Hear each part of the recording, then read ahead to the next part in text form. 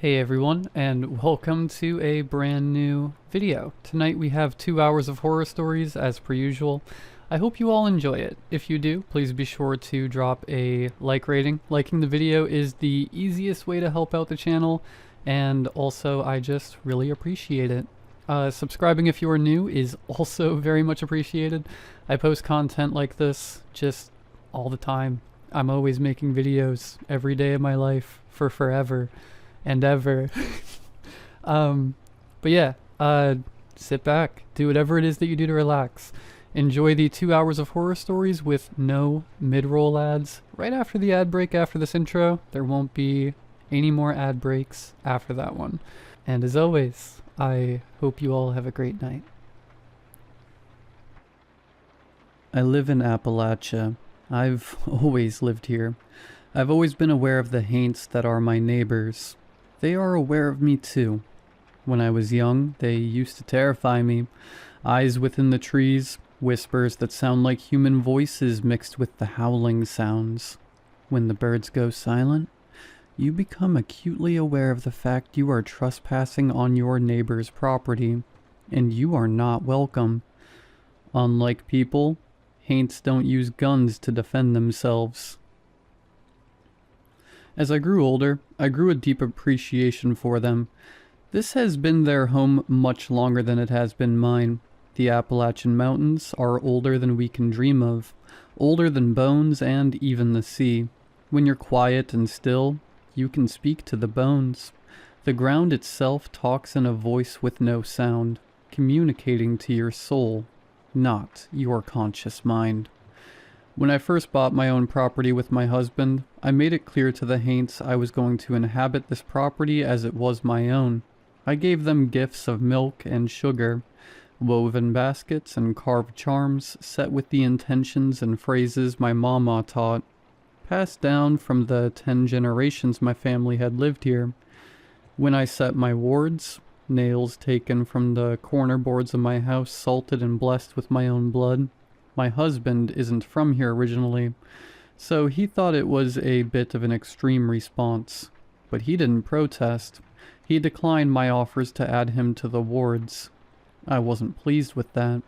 I'd no intention of forcing him, though. He didn't believe my stories for the first year. It wasn't until the things in our house would go missing, only to be shortly returned after I served up honey milk to the haint living with us, that he started to believe. He never confirmed it aloud, but the change in his disposition was clear. He began to fear the things in the woods. I told him time and time again there was no fear to be had, as long as we respected them the same way they respected us. Yet he still refused to be out past sundown. We no longer hosted bonfires or watched the fireflies after the trout-bellied sky sank beneath the horizon. I understood the fear he held, the paralysis of realizing you are being watched cautiously by things beyond your comprehension. The apex predator is aware you are stepping on its territory, and it may pounce at any moment. It wasn't until the screams started that I became nervous as well. I'd heard the screams before, almost woman-like, yet oddly inhuman. It had been many years since I'd felt the dread they inspired, the need to flee. My husband froze, still as a rabbit on its haunches, waiting to see what the hound will do.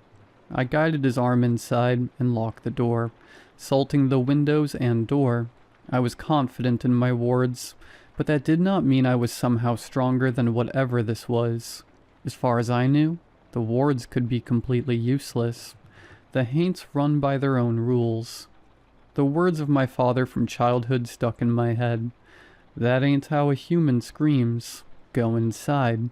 He said it with such a serious face, as if he was warning me, not just keeping me away from a fox or a mountain lion. When we heard the deer screaming in agony 2 days later, his eyes darkened and he turned his back to the woods with resolve. He kept the shotgun by the door for a month after that, something I was now doing too. We lived that way for 6 months. This haint, unwilling to live amicably with me like so many others. terrorized my husband the most. He woke up screaming most nights, some night terror breaking his mind slowly but surely. I was beginning to grow angry. I had made good faith offerings, burnt meat in a fire just outside my bounds, honey bread and homemade meads. Yet the haint accepted none of it. All was spoiled and rotten by morning, a rude rejection and a statement to me. It only stoked the flames in my own soul. This was my home just as it was the haint's, and I would not allow it to terrorize my loved one. It began killing my chickens. That was when I decided it was war. I responded in earnest, upping my wards tenfold, saying nightly prayers, calling upon the friendly neighbors for aid. I did not like calling upon them. It always came at a cost. I was growing more rapidly aware of the fact that if I did not, this haint would kill us. It was not content to only feed off the discomfort.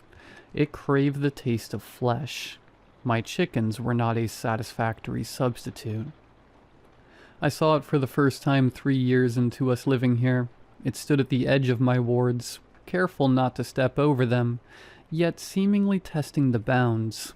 Its appearance is difficult to describe, but I will do my best. Deer are prey animals. Their eyes are set on the side of their heads to give them near complete 360-degree vision.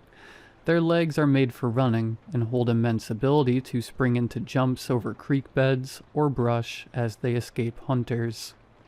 This beast did not hold those features.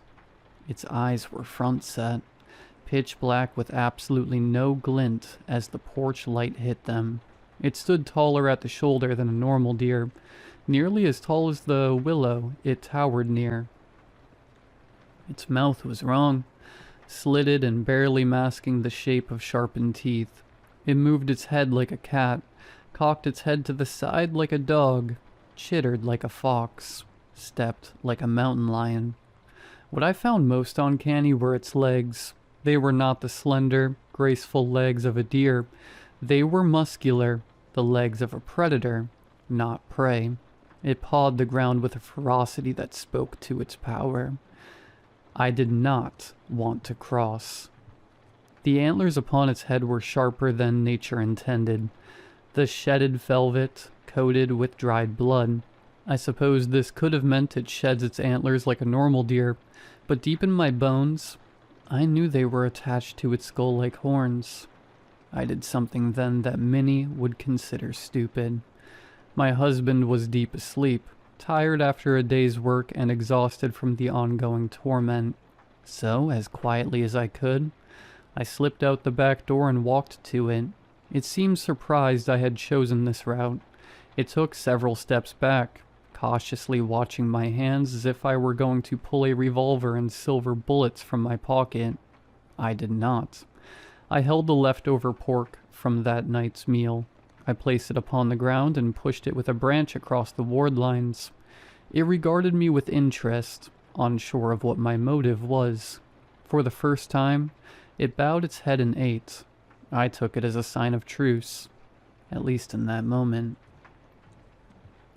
I spoke to it, introduced myself, my lineage, introduced it to the bones of my kin who now walk the deep earth of the mountain, same as the haints. I asked it as simply as possible, "What do you seek out of this?" Its head shifted and clicked, the teeth in its mouth showing as if it was grinning. "I want him." The words took me aback.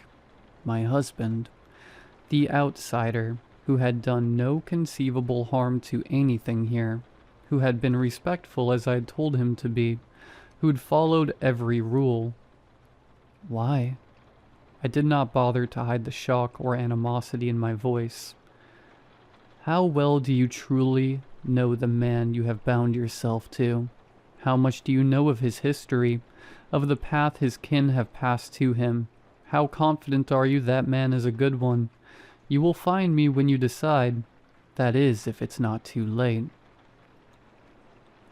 The voice that spoke to me did not come from vocal cords.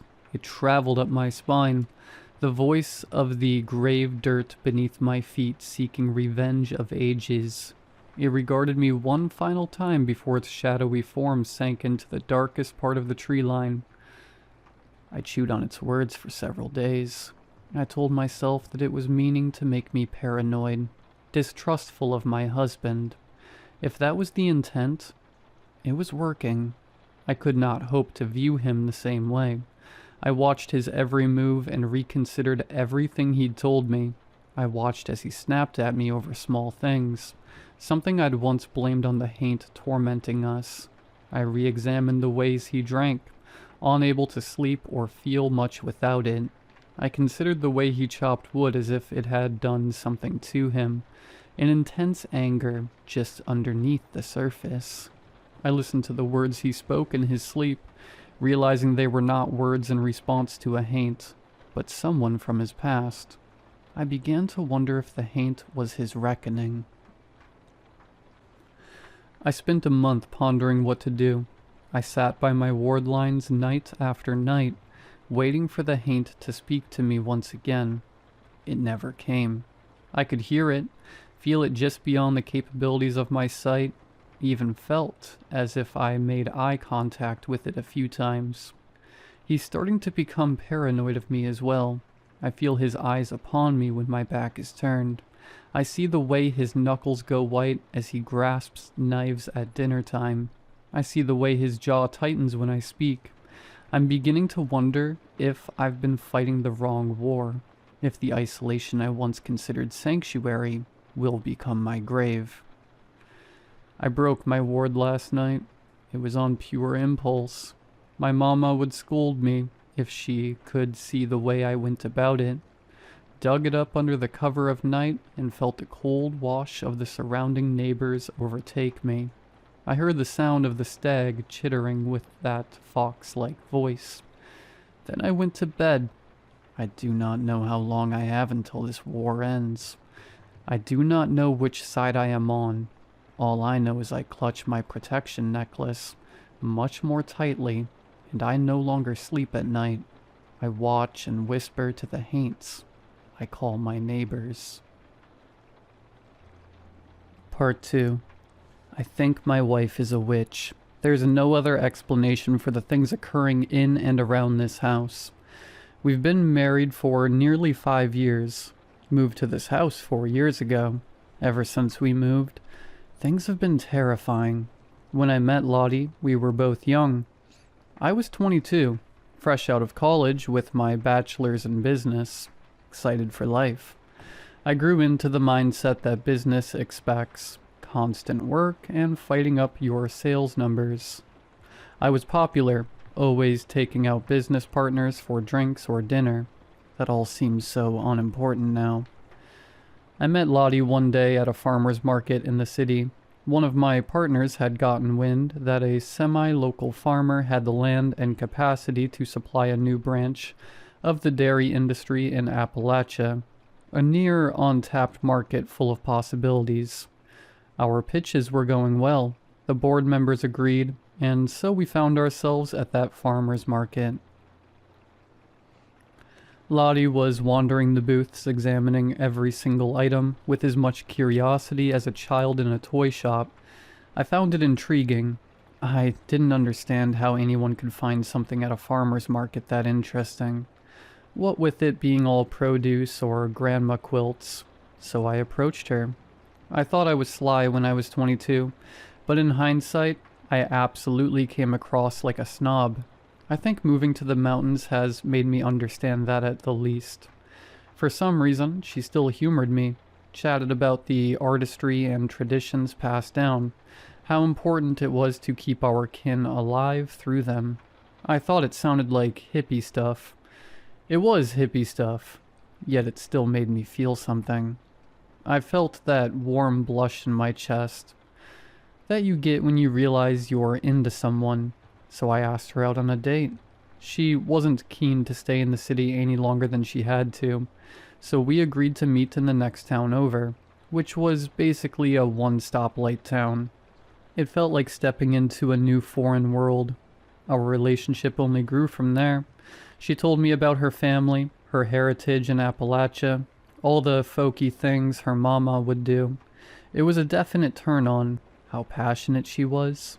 I'd never seen someone with the same amount of passion as me, even if it was on a different subject. I didn't share much about my family. She would ask, but I set that boundary, and she begrudgingly respected it. I didn't want to relive any of it or subject her to that knowledge. So she agreed. We got married after 2 years of dating. Then we bought that house a year later. She talked me into living in the mountains. I didn't want to. I wanted to live in one of those tiny towns where I could easily drive to work.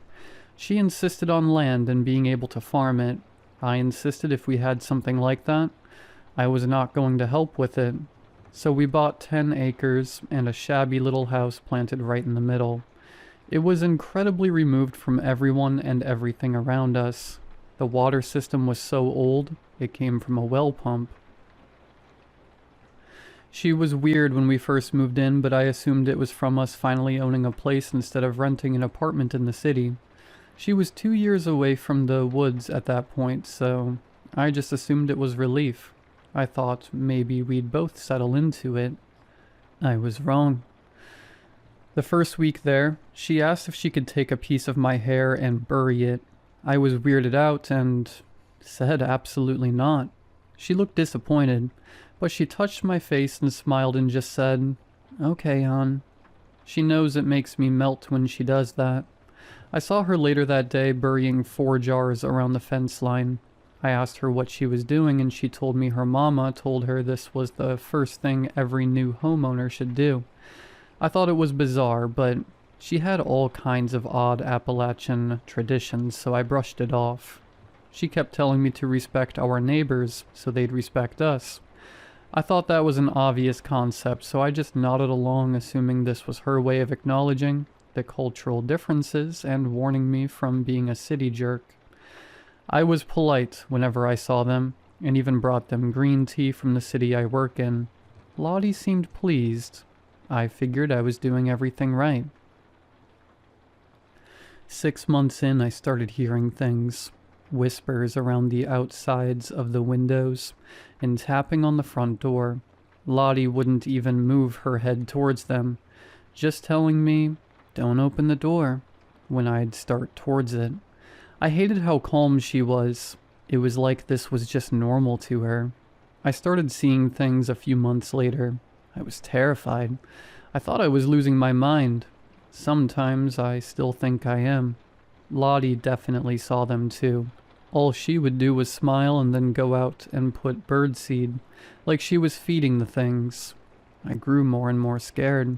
Scared of them, and the start of a nagging fear my wife was bringing them here. I grew adverse to being outside. Then the screams started. It sounded like a woman. It sounded like Lottie. I froze the first time I heard them walking in from the car, slowly turning to the tree line and looking for anything weird. It was dead silent and dark. Lottie was outside by now, and I felt relief she wasn't hurt in the woods. But then I realized it wasn't her. What woman was screaming on our property? Lottie grabbed me by the elbow and practically dragged me inside. I was panicking by this point. Lottie walked calmly around the house, pouring salt everywhere. I asked her what the hell she was doing, and she looked at me in such a way that it's ingrained into my mind now. That ain't how a woman screams. Her eyes were darker than usual, set with a look that said we were in danger. I believed her. I scrambled across the house and grabbed our gun, checked it was loaded, and shakily stood in front of the door holding it. I don't know what I would have done with it. I've never shot a gun in my entire life. Lottie took it from me and set it gently by the door. I didn't sleep that night. I don't think Lottie did either, although it was hard to tell considering I sat watching the door while she went to bed. Lottie's chicken started going missing. She was furious, kept muttering about this thing, and if it wouldn't work with her, then it could leave. I haven't slept in months at that point. All my dreams were full of nightmares, things from childhood, things from adulthood, and the things I was witnessing now. That comment stuck with me. I thought on it for ages. What did she mean, work with her? Were all the things I was seeing working with her? What did working with her even mean? I started to distrust her, especially when I could hear her going outside at night when she thought I was asleep. I'd hear her outside talking to things, and I'd hear voices in return. I didn't know whether to be angry or scared. I started to get snappy. I don't like being snappy. My father wasn't a good man, and every time I quipped at her, I just felt like I was becoming him. I don't want to be him. My mom isn't alive anymore because of him. He was sick. I'm starting to wonder if he passed the same sickness down to me. If the things I'm experiencing aren't even real, and I'm every bit as insane as my father. I don't understand it. I promised myself I'd never be him.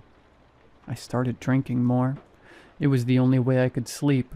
She'd watch me do it with this concerned and soft look on her face, as if she wasn't the one putting me through 3 years of this hell. I found a therapist 3 years in. She's concerned. She knows my family history, and she talked about meds. Meds are probably good, but I was terrified if I took them, I'd wake up from my sleep one day to the things being inside my house.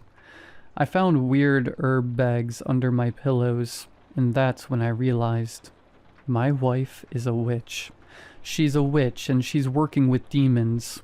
The things I was scared of had already broken in, and my wife greeted them with open arms. I'm not a religious man. I know this seems so insane and out of place, but a month ago she went outside at night, and I saw something. There is no atheistic answer. She was sat on the grass underneath this thing. It had to have been a demon. It looked like a deer, but so utterly wrong I can't even describe it. I think it saw me looking. It made eye contact with me and then disappeared. Those eyes have been in my dreams this entire time. 4 years of those tar black eyes terrorizing me. Lottie turned her head back to the house, and I just ducked under the kitchen sink. I don't know why I didn't want her to see me. It just felt like a bad idea. I faked sleep again so when she came back she wouldn't be suspicious. She's been acting weird ever since. She's treating me like I'm dangerous, or maybe like I'm something to be sacrificed.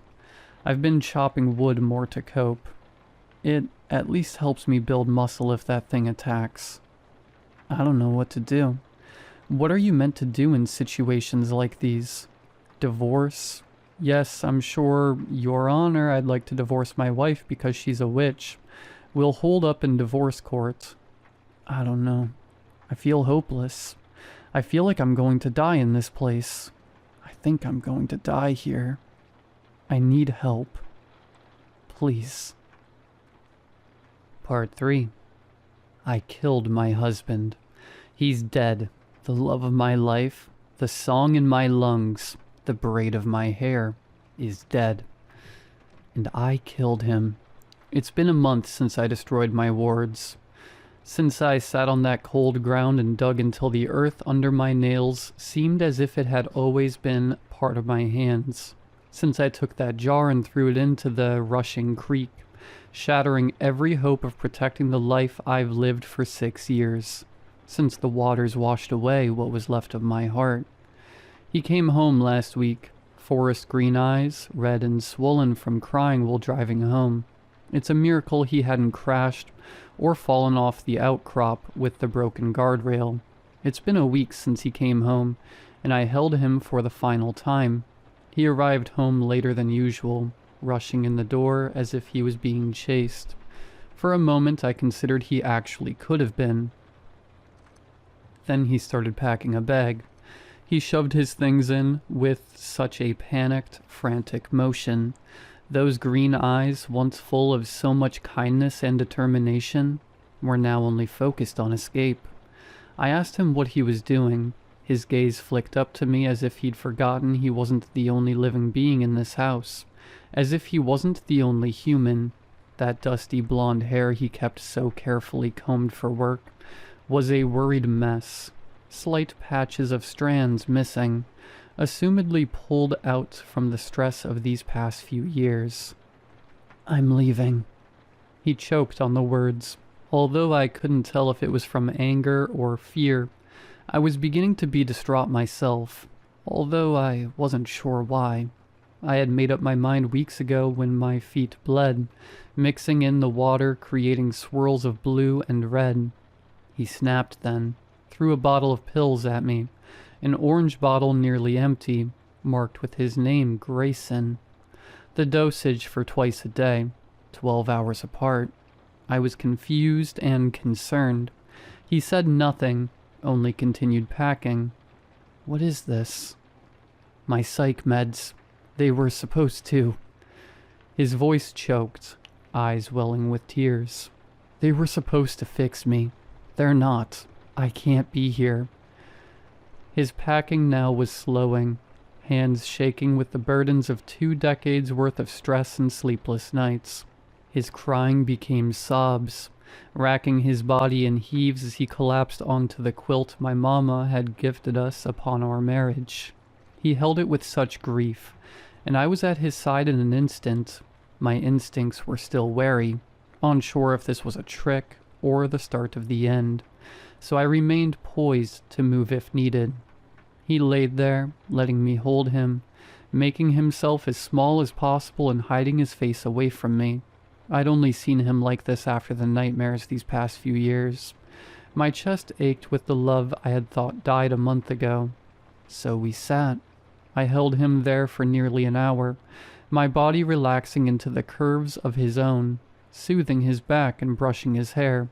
When he finally spoke again, his voice was rough and quiet, fearful of the words leaving his mouth. He told me his story. His father was a sick man, inflicted with an illness of the mind that left him unsure of what was truly happening. It had started with whispers, haunting his thoughts and senses, with things just out of sight. He would grow angry at Grayson, accusing him of intentionally whispering then lying to get out of trouble. Grayson spent many nights in what his father had dubbed the punishment room. He gave no further details on what that meant. His father's paranoia and distrust grew as he started to see things, hovering just out of his eye line. When looked at directly, they would disappear. With the growth in fear, his anger grew doubly as fast. Grayson's mother would try and calm his father, but it was no use. She tried to get him help. He refused, said there was nothing wrong with his mind and everything wrong with the family that was tricking him in this way. Grayson was 10 when it happened. His mother told him to run, so he did. He hid in the closet of their bedroom, tucked in the small fort his mother helped him construct out of old blankets and scarves. He heard her scream. He heard the crushing silence afterwards. He heard his father come back to reality for the first time in years. He heard him break. It was only then he ventured out of his sanctuary. It was then he saw his mother. He told me all this with a shaking voice, his full body trembling as if he was still there. "It's happening to me, Lottie. I hear the whispers. I'm seeing things. You know that. I just didn't tell you about the rest. Why it's been torture for me. I'm getting help. I've been seeing a therapist. She gave me those meds a month ago. They were supposed to." The sobs started again. "They haven't helped the visions or whispers." I spoke softly, realizing what exactly the Haints had been doing to my love.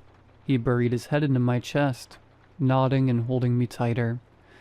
"The worst part is I can't even trust you." He held me tighter then, as my heart rate rose and fear gripped me in its cold, ironclad hand. He reached under the pillow and pulled out a little bag I'd placed there 2 years ago. He sat up and held it, his eyes saddened and uncertain, fear creasing his forehead. I laughed. I laughed hard, the type of laugh that makes your breath go short and your stomach hurts. "Loretta May, this isn't funny. I know what you've been doing. I know this is some kind of witchery and you've been going outside at night and talking to those things. I know you see them. I know that. He stopped as I cut him off. Grayson, open the bag and smell it. What? Open it and smell it. I don't get it. What's the smell got to do with anything? Laughter racked my body again. It's lavender. So? The smell helps you sleep. He looked at me shocked, as if he'd just discovered the concept of flowers being a soothing scent. Also, I'm not talking to anything at night. I'm praying and walking the property to make sure everything is alright. His expression held a disbelief hard to describe. He looked at me as if his entire worldview had just been scratched out with black ink and rewritten. I continued laughing before he laughed along, and fussed that it wasn't funny. He was really scared I was a witch cursing him, and this was somehow the cause of his nightmares. We laughed deep for nearly 20 minutes, making jokes at the other and stealing kisses. It felt as if we were newlywed again. After we both managed to calm down, I explained to him in more detail the traditions that had been passed down to me. He understood my superstitious nature, but had never quite grasped why it was important. He listened in silence, seriousness creasing his furrowed brow, deadly still. I explained the nature of the haints, how he wasn't crazy, and they were there. I asked him how he hadn't realized this when I spoke about the neighbors, and he looked at me flabbergasted. I thought you meant our actual neighbors. You're telling me I've spent hundreds on green tea for them these past few years and it wasn't even those neighbors? Laughter racked both our bodies again. I was surprised how well he was taking this, all things considered. My shining boy smile had finally returned, full teeth showing, his second tooth on the left crooked as always. I didn't realize how much I had missed that smile. I worked so hard to bring it back, yet it was all for naught. We talked for another few hours after that before exhaustion finally claimed his poor body. He fell asleep on my chest, and for once, no nightmares haunted him. He slept deep and comfortable, hugging my waist as if he never wanted to let go again even in his dreams. I watched and held him for a long while, thinking back on all the time we had spent loving each other. I thought long and hard about the pains he'd endured, being subjected to a culture so foreign to him. He'd never even considered the folk tales may be true and guide our every moves. It was then I remembered the stag haint's words. More so, its lack of words. It hadn't suggested things about Grayson. It had planted seeds of doubt deep in my mind and chest, so much so that the wards that had kept it off this property for 4 years were now lying destroyed in cleansing water. I leapt from bed, scrambling to find more jars and anything that could keep the house safe. Grayson woke with a start, following me around the house confused and disoriented. My wards are destroyed. His face paled, asking me what I needed, if we should call my mama, what to do. I ordered him to salt the windows and doors. We both went deadly silent when we heard the scream. Grayson scrambled faster to salt the doorways, falling back as tapping began on the front door. My hands hurried as fast as possible, shaking as I pressed a knife against my left and grasped at the pane. I bled into the jars, Grayson trying desperately to staunch the blood as I scolded him off and told him to let me work. I sealed them, prayed over the lids, and took off running towards the back door. He was yelling at me, my sunshine, begging me not to go out there while it was so nearby. My mind had one focus, and it did not involve my safety. It wanted him. I dashed to the fence line, clawing a shallow hole in the ground and shoving the first jar down. The ground underneath my feet was warm and pulsing, living with the spirits of my ancestors and neighbors who had accepted my invitations to be friendly. As I ran to the next corner, the ground almost pushed me, pumping my feet faster than I thought possible of a human body. The ground was already open in the second corner, pulling itself apart with a wet squelch. I screamed a thank you, shoving the jar hard and fast downwards as the ground ate it whole. I was about to run to the next when I saw him. Grayson was in the yard, shouting for me to run. He had that silly shotgun my father passed to me, holding it tight as if he wasn't a city boy who couldn't fire a BB gun. Above him stood the stag. It was no longer on all fours, nor had it retained the grace of a deer. It was undoubtedly the same beast. Its jaw was unhinged, rows upon rows of sharp, serrated teeth lining all the way back into the maw. I realized then that it hadn't spoken to me in words, due to the fact that the teeth continued deep into the dark abyss. The guttural scream echoing from its too long neck was wet, wheezing, and horrifying. I froze. Grayson raised the gun. He got off one shot before it descended on him. The world felt as if it was now in slow motion. I became unstuck as the ground beneath me lurched, forcing my feet forwards. I took off in a run towards the haint, towards my darling, knowing there was nothing I could do, but I'd be damned if I didn't try. I grabbed its terrible arm, feeling in my hand like sandpaper mixed with the wet feeling of a bloated body. It knocked me backwards, leaving a deep gash in my chest. I stumbled up, running back yet again, determined not to let this thing win. Its head snapped to me, closing back to almost be the deer it had met me as on that fateful night. It laughed at me. I could feel it laughing. You made your decision. You have found me, Loretta. It is too late. I did what any Appalachian woman would do in that situation. I punched it in the face. My hook caught it across the nose, the surprise sending it falling backwards. The ground moved yet again, pushing it further back. It's Lottie. It laughed again in indignation. We will meet again. And then it was gone. I held my boy. I held my love. I held my sunshine, my starlight, the water that gives the world life, those green eyes as deep as a forest in high summer. I begged him to stay, screamed for help, begged some more. He touched my face and smiled once. He smiled that wide smile, all his teeth on display, his crooked tooth now chipped and bloody. Then he was gone. My human neighbors must have heard the commotion and called the sheriff. He had to pry me off Grayson. I couldn't breathe, couldn't see anything other than how his eyes no longer held the light of half my soul. It's been a week. It's been a week since I killed my husband, since I held him as he bled out, since the sheriff listened to my tale, and having grown up with me, knew it was true. It's been a week since the official death report dubbed it as a bear attack. It's been a week since I decided my fate. I am at war with my neighbor. I know my side, and I do not sleep. I'm going to make damn sure that it doesn't either.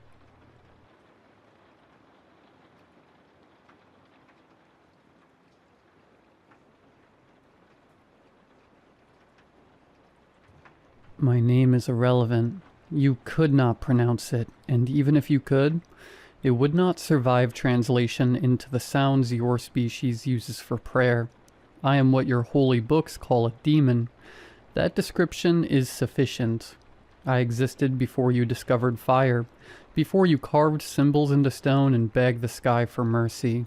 I am the shadow parents invoke when warning children away from the dark. I am the thing priests lower their voices to reference. I have possessed many of your kind. Most never knew I was there. I found them hollow, unremarkable. I abandoned them without ceremony. Some were useful. I have whispered into kings. I have leaned into generals. I have nudged fragile men toward paranoia and watched continents burn. None of that prepared me for the warehouse. Between possessions, I seek places saturated with despair. Hospitals, courtrooms, war zones. I rest in the marrow of human suffering the way you rest in beds. 2 years ago, I found a cathedral of fluorescent light and concrete, an Amazon fulfillment center. The air vibrated with exhaustion. The fluorescence hummed at a frequency that erodes hope. I thought I had found sanctuary. Then I saw her. She carried a laptop the way priests carry scripture, never setting it down, never loosening her grip. Her face was composed, not rage, not cruelty. Precision. I latched onto her immediately. A woman like that would not seek exorcism. The risk was minimal. It was the worst decision in 10,000 years of existence. She did not panic. She did not pray. She sensed me. Not as a threat, but as a resource. My kind perceives mathematics beyond your dimensional limitations. Probability branches, behavioral, prediction, entropy cascades. We move through them the way you move through hallways. She felt that capacity immediately. She did not wonder what I was. She did not pause to consider what manner of thing had just entered her. No fear, no curiosity, no awe. She opened a new tab. I was not a mystery to be solved. I was not a threat to be neutralized. I was not even particularly interesting. I was a resource with better processing power than her last quarter's model. She put me to work. Her fingers moved to the keyboard and I watched, helpless, as she funneled my perception directly into the warehouse optimization system. Walking paths tightened, idle seconds eliminated. She ran 12-hour bladder endurance projections across the entire floor. Interesting, she murmured, as I recalibrated her predictive model against my will. I tried to pull free. I could not. She had not trapped me with ritual, not with scripture, not with sacred geometry of the names of angels. She had trapped me with purpose. Every calculation she ran required my perception to complete it. I was not possessing her. She was using me. The distinction is important. The distinction is everything. In 10,000 years of existence, I have never been used. It burned. Not metaphorically. I want to be precise about this because precision, I have learned, matters in that building. It burned the way I imagine your nerve endings burn. A grinding, relentless erosion. Each optimization cycle she ran pulled something from me that did not return. I felt myself become less. Aspects of myself that predate the tally mark. Gone. Converted into picking efficiency and route optimization. She was spending me. Let's refine the evening's metrics, she said pleasantly, at the 40-minute mark. I screamed. She typed. She did not know their names. The workers wore them on badges. Printed, clear, human. She never used them. You're trending negatively. Your bottom quartile. You had a deviation at 1432. She spoke in acronyms as though they were sacred syllables. She did not say bathroom. She said time off task. She did not say exhaustion. She said engagement opportunity. In hell, we know the names of the damned. When Satan positioned to test Job, he spoke the man's name. There was deliberation, intention, identity. Job was not a performance metric. He was Job. In the warehouse, suffering required no such petition. She simply filtered by lowest productivity percentage and walked toward whoever appeared. There was a man. Sweat darkened his collar. His hands moved on autopilot while his eyes tracked the restroom sign the way drowning men track the surface. She approached. I noticed a spike in your TOT, she said pleasantly. 4 minutes and 38 seconds for bodily maintenance. He apologized. I have watched men beg before kings. I have watched the condemned plead before executioners. I have stood in courts of ancient empires and bent the arc of history toward ruin. But this? A grown man apologizing for the biological requirements of his own body under fluorescent light to someone holding a laptop was the first time in 10,000 years of existence that I felt something I can only describe as pity. I forced partial control through the burning. It was like moving through concrete that was itself on fire. "Call a priest," I said through her mouth. He blinked. "Please," I said. "For me?" Understand what I was asking.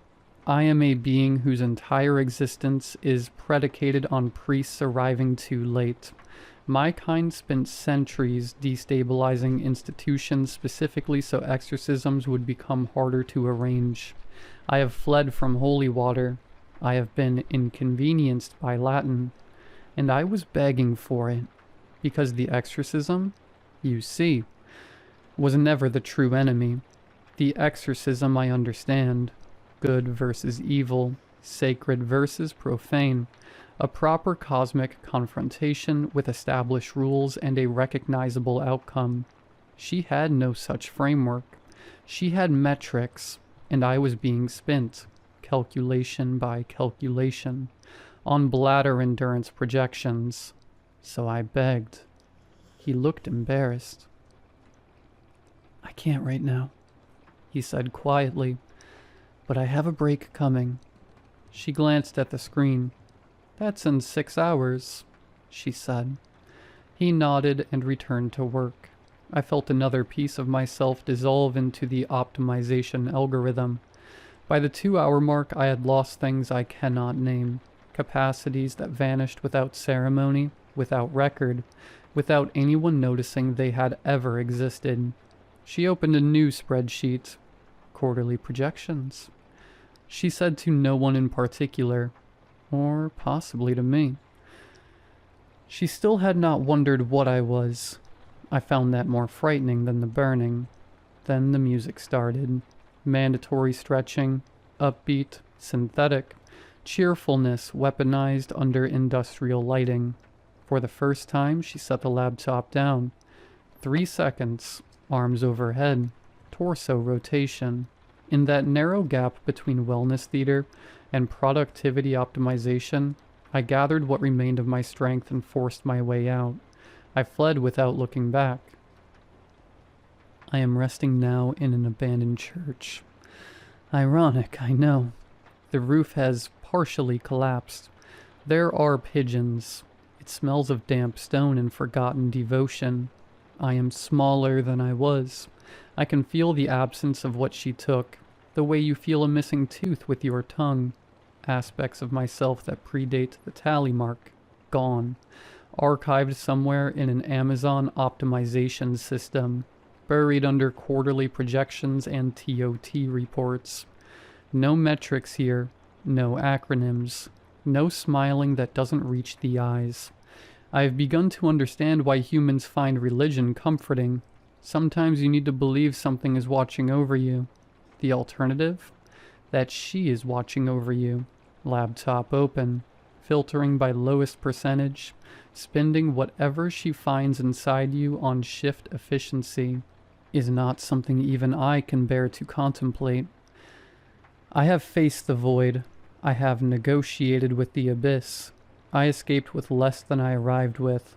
And somewhere in a fulfillment center, under fluorescent lights that hum at a frequency that erodes hope, she has already moved on to the next optimization cycle. She did not notice I was gone. That is the part that stays with me. That is the part that truly terrifies me. She did not notice I was gone.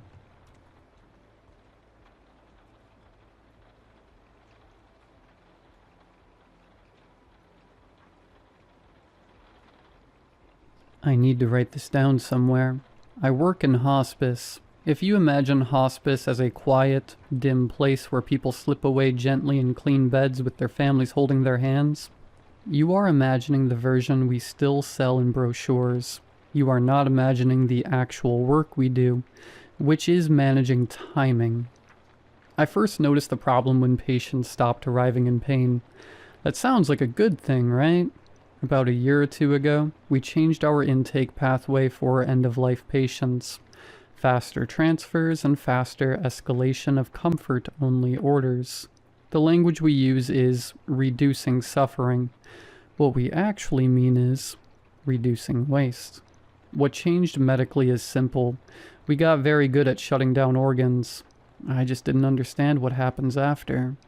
The first patient who made me pay attention was a man in his 80s with metastatic pancreatic cancer. He stopped responding to stimuli at 2:11 a.m. By 2:18 a.m., his vitals were barely readable. By 2:25 a.m., he met the criteria for active dying. By 2:27 a.m., his chart was already flagged for expedited transfer to post-mortem services. He never woke up. I was the one assigned to sit with him while his family stepped out to speak with social work. It's a common practice. We call it presence care. I stood on his right side and quietly read his monitor. And then I saw it. A tear slid sideways from the corner of his left eye. I documented it was reflex. That's what we were trained to write. I then saw him slowly lift 2 fingers. 2 fingers. Just long enough for me to see his nails. The charting language is very forgiving. You can explain almost anything, but when it keeps happening, across different diagnoses, different ages, it stops being a coincidence. What no one tells you about working in hospice is that most of your job is not caring for dying people. It is protecting the system from what dying people would complicate. We do not actually test for consciousness after organ failure. We test for a response. Those are not the same thing. There is a narrow window between when the body can no longer sustain itself and when the brain stops maintaining internal awareness. The window used to be small enough that no one cared. Pain and panic did the work for us. Modern end-of-life medicine changed that. We stabilized just long enough to shut everything else down gently. What we never redesigned was the assumption that awareness collapses with the body. It doesn't. It lingers. We proved it by accident. A research unit in another wing was trialing continuous EEG monitoring for sedation optimization. It wasn't even about death, but about reducing medication costs and shortening average comfort care timelines. We need to make money somehow, I guess. One patient crossed into full multi-organ failure during monitoring. The machine kept running.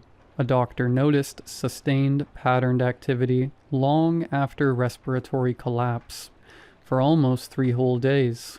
The internal review labeled it as non-interpretable post-failure signal.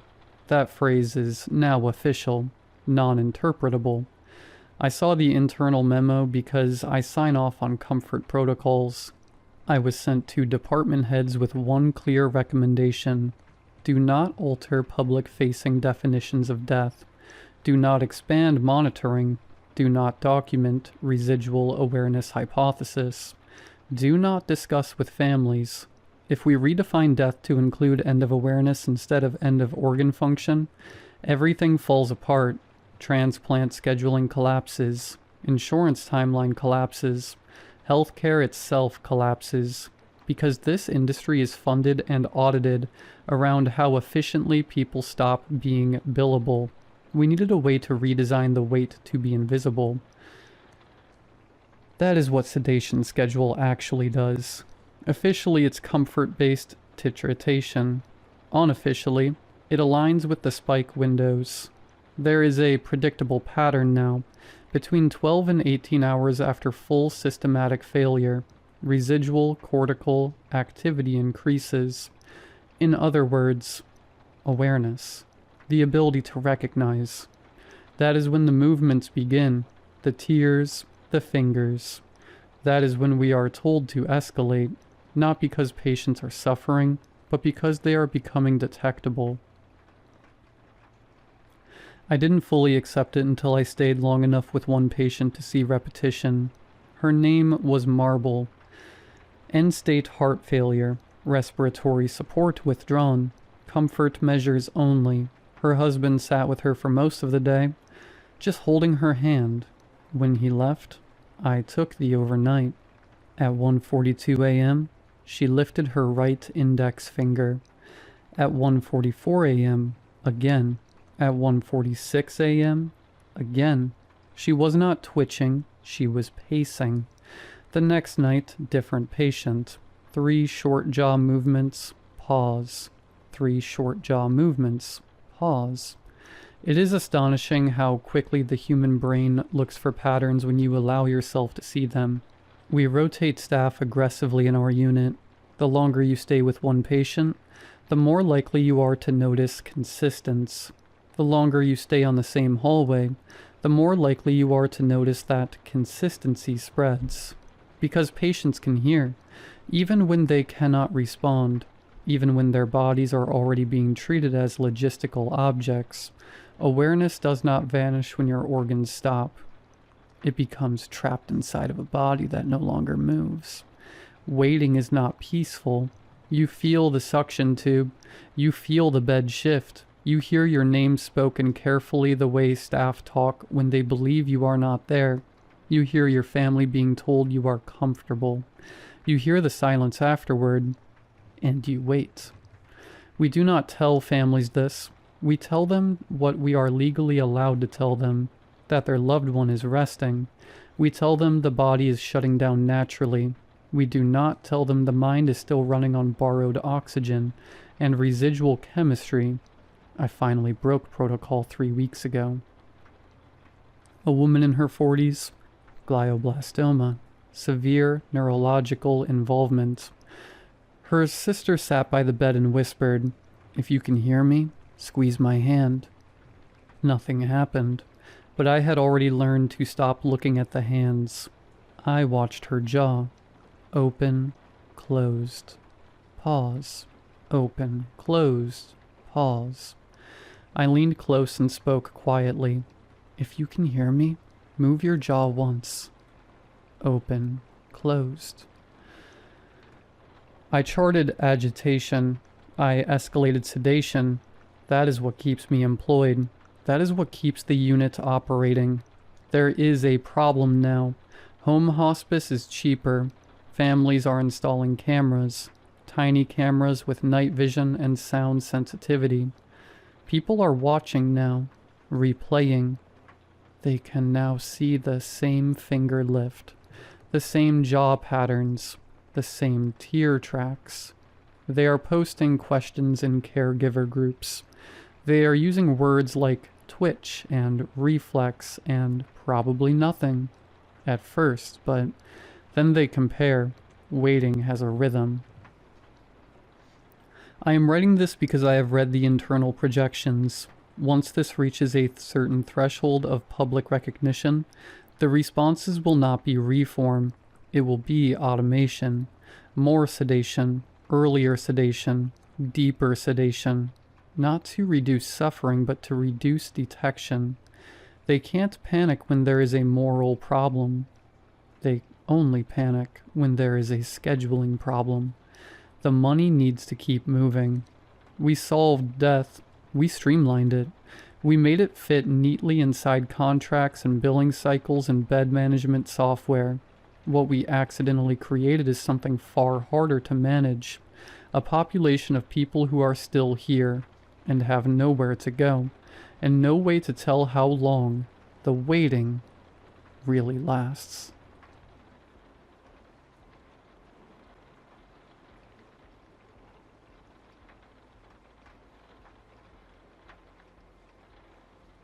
I tried to cancel a gym membership.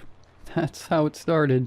It was one of those 7-day free trials that quietly converts into a paid plan. I forgot about it, and a week later I was charged $49.99. Annoying but normal.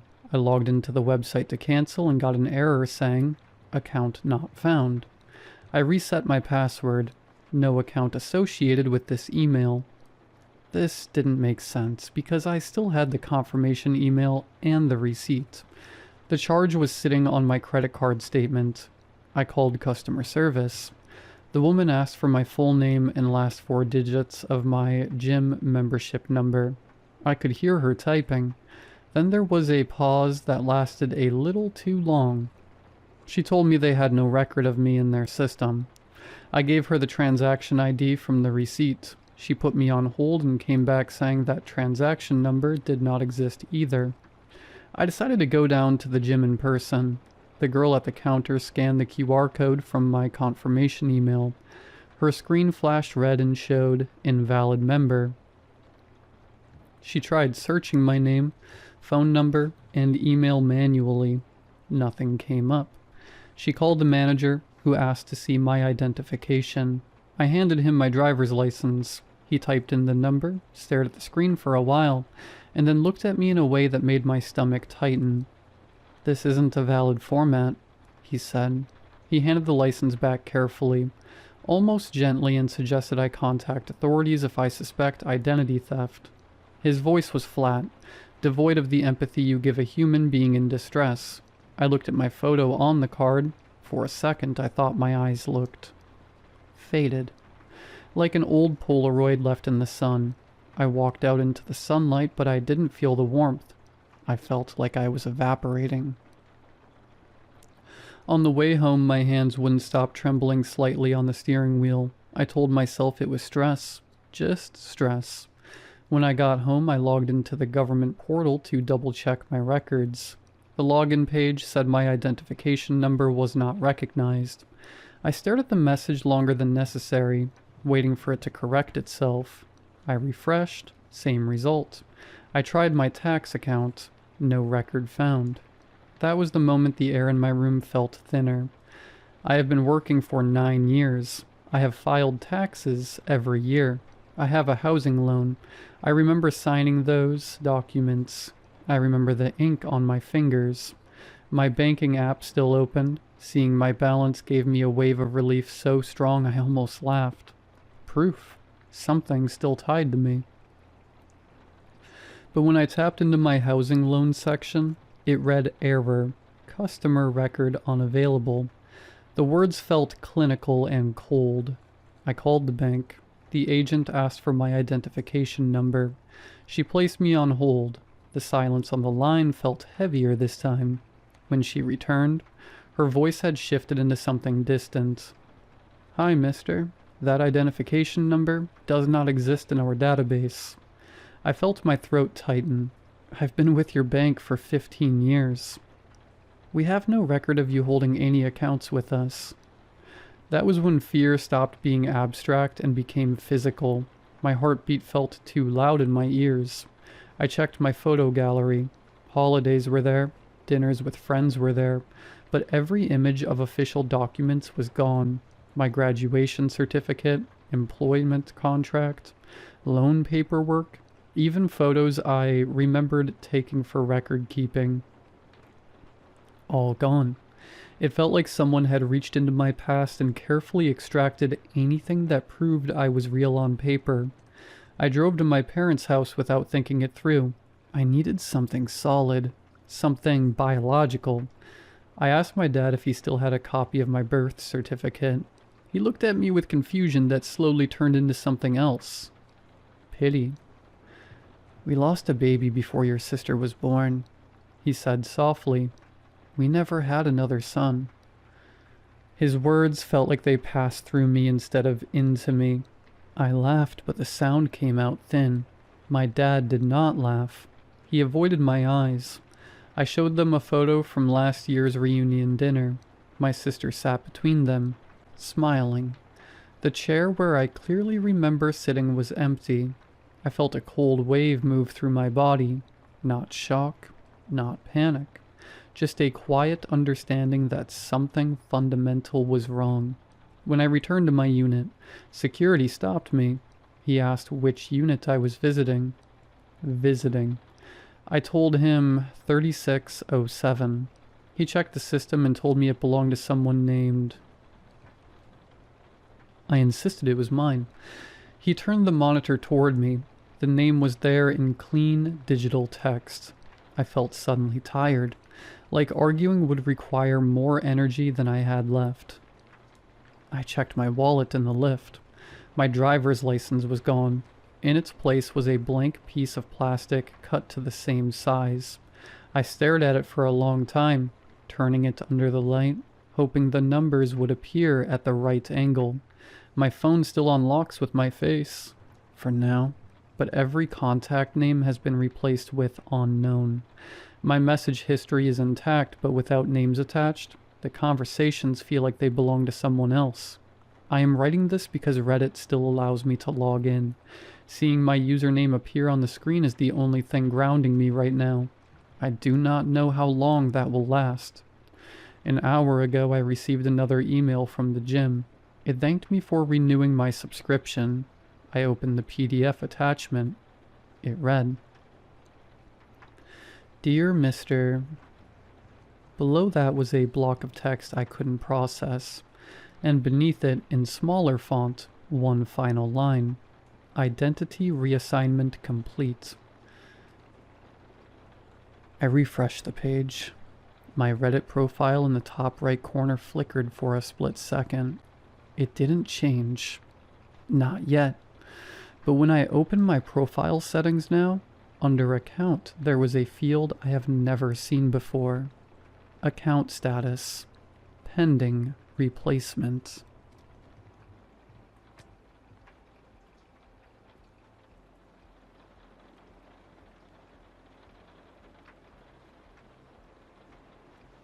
I don't have a lot of time to organize this because it gets harder to hold thoughts in place the longer I try to write them. They move. I know that sounds like I'm speaking metaphorically, but I am not.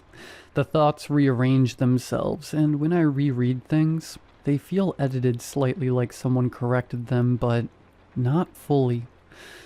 This started a few days ago, but maybe earlier, and I just didn't see it yet. I realize conversations aren't stable. People are saying things that have two tracks, the normal one and the one meant for me. It happens in person, but it's stronger through screens. Yesterday, the news anchor paused mid-sentence and blinked 3 times in uneven timing, and then continued reading. That is not normal blinking. I rewound it, and it only happened the first time, which means it was live targeting, not recorded. I know people will say that's impossible, but explain why it didn't repeat when I rewound. My apartment has been quieter, but also louder at the same time. I can hear small electrical sounds behind the walls that weren't there before, like clicking and faint chirping, almost like insects but metallic.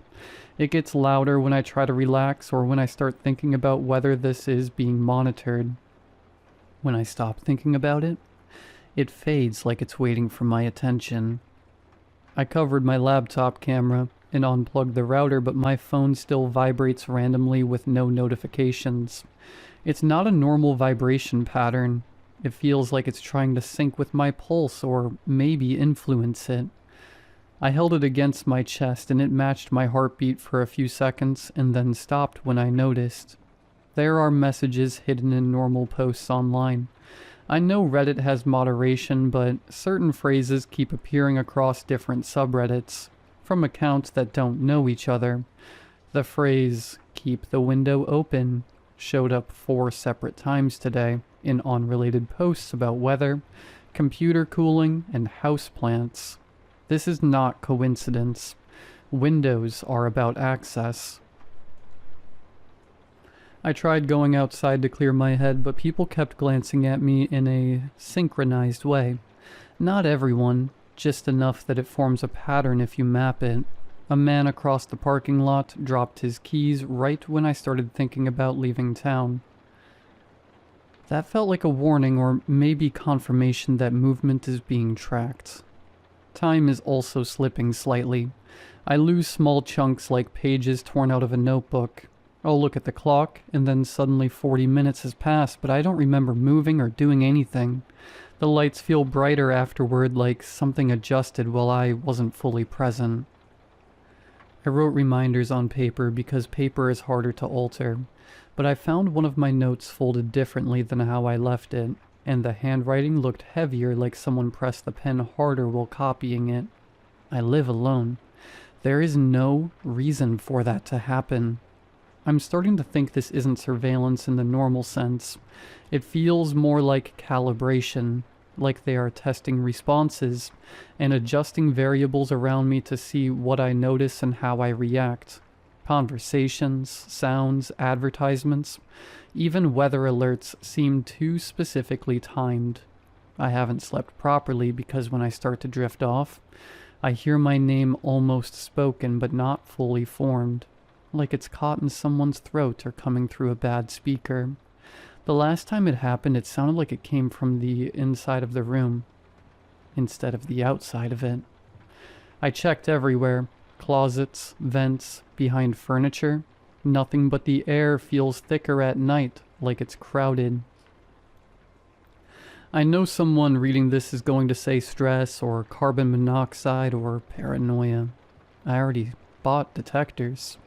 They're fine, or at least they say they are fine, but I don't know how much I trust devices anymore because devices are the easiest thing to change remotely. I tried calling a friend earlier, and halfway through the call, I couldn't tell if the pauses in conversation were normal or if he was receiving prompts. His responses felt slightly delayed, like subtitles catching up to dialogue. I hung up because I didn't know if continuing the conversation would give them more information about how I think. If this post gets removed or edited, then that confirms this is being filtered. If it stays up, I don't know if that means they want it visible or if they're watching who responds. I'm not trying to cause problems. I just need to document that something shifted and I noticed it. Things are too aligned, too responsive to internal thoughts. The world feels like it's leaning closer than it used to. If anyone else has noticed signals hidden in normal behavior or sudden synchronization between electronics, strangers, and media, please respond, but be careful how specific you are. I don't know which words trigger attention yet. I'm going to stay awake tonight and write down every sound and pattern I notice, so there's a record that can't be erased all at once. If I stop updating suddenly, it probably means they finished adjusting whatever they started.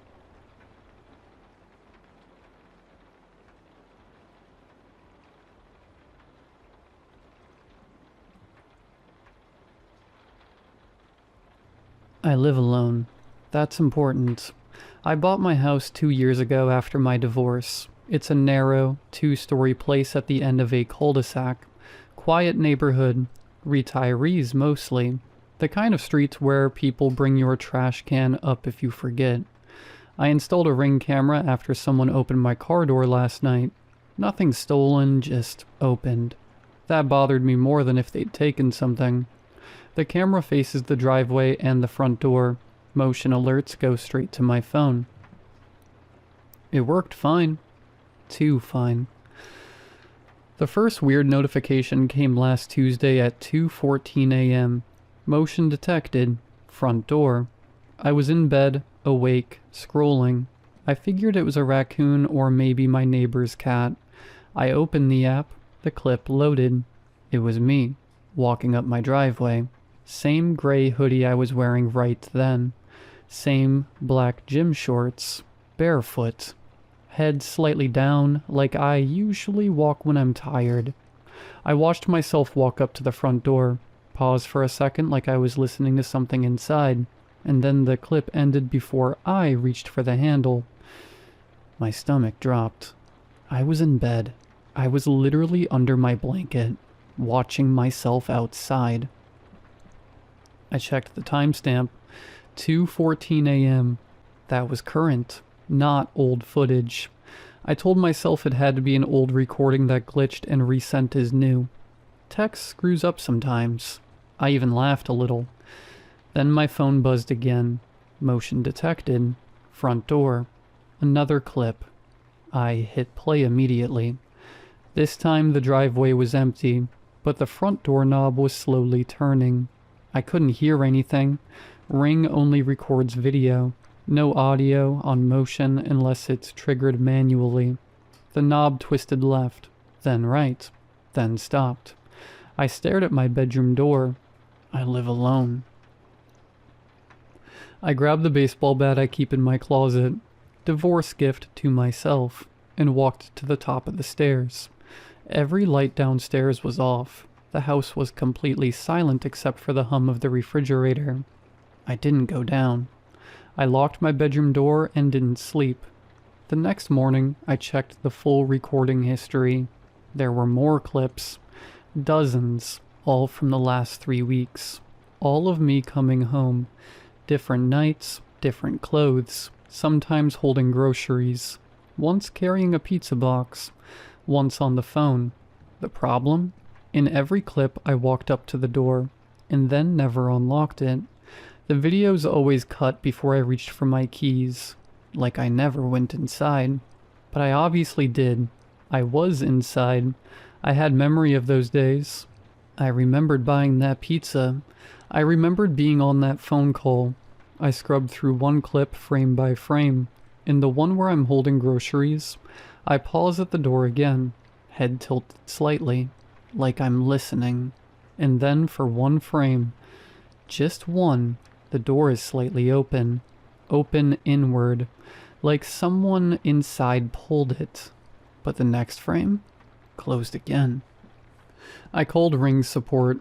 They said there was no sign of tampering, no duplicate devices logged in, no playback errors.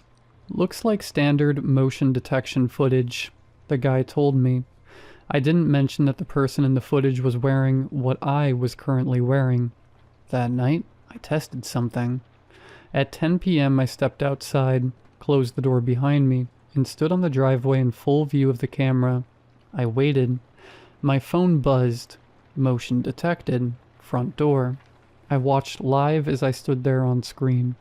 I waved. The video waved back. Everything normal.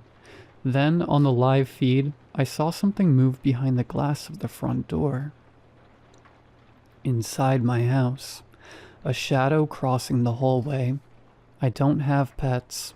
I don't have roommates. The shadow stopped at the door, right where the handle is. On the live feed, I watched the knob turn, slowly, from the inside. I wasn't breathing. The door cracked open about an inch, darkness inside, and then, on the live feed, I saw myself step into frame from inside the house. Same hoodie, same shorts. But barefoot was wrong. The version inside was wearing my work boots. He leaned close to the door crack, peering out at the version of me standing in the driveway. At me. The outside me. The one holding my phone. The one watching. The one who realized something horrible. Every single video in my history wasn't showing me coming home.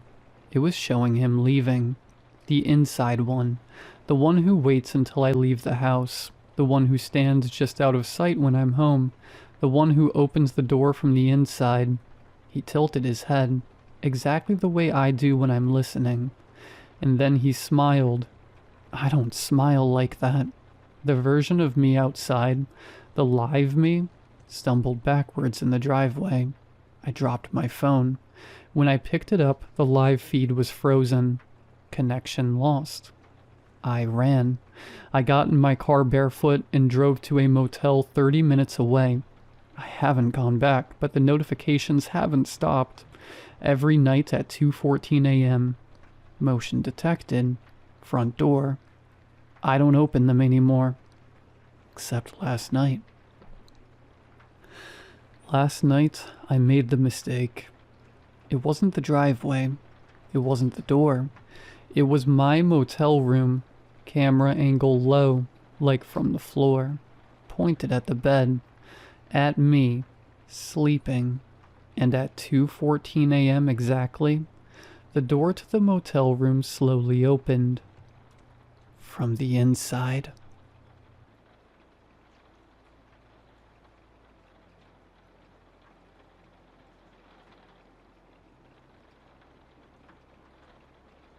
I'm going to begin with some disclaimers, as the title of this post is a little misleading.